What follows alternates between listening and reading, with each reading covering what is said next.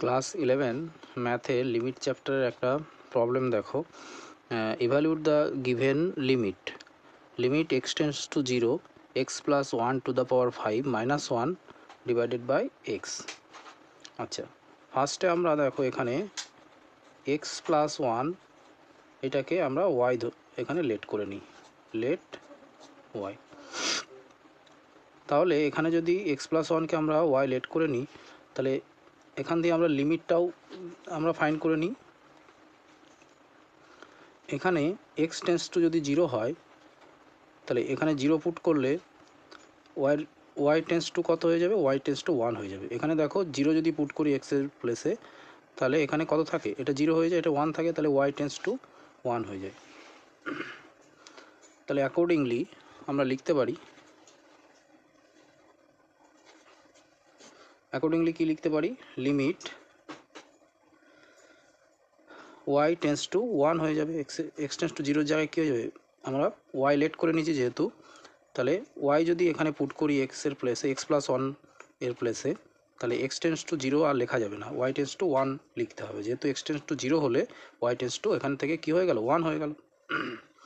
আর এটাকে আমরা কি ধরেছি? ওয়াই ধরেছি। তাহলে y to the power 5 minus 1 divided by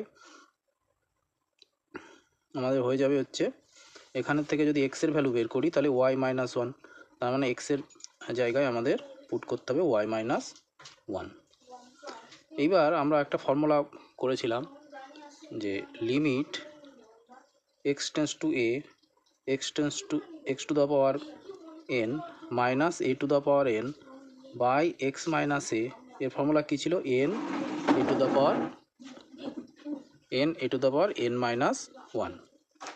তাহলে এই ফর্মুলা অনুযায়ী এটাকে যদি আমরা পুট করি তাহলে কি হয়?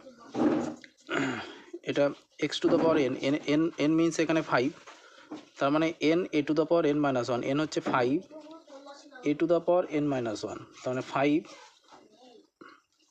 এ কোনটা? X to the power n minus a to the power n ছিল, তার মানে এ মিনস হচ্ছে 1, তার মানে 5 into 1 into N minus 1, N কোনটা? 5, তাহলে 5 মাইনাস 1। তাহলে এখানে হয়ে যাচ্ছে 1 টু দ্য পাওয়ার কী হচ্ছে? 1 টু দ্য পাওয়ার 5 মাইনাস 1 করলে 4, 1 টু দ্য পাওয়ার 4 করলে কত হয়? 1ই হয়।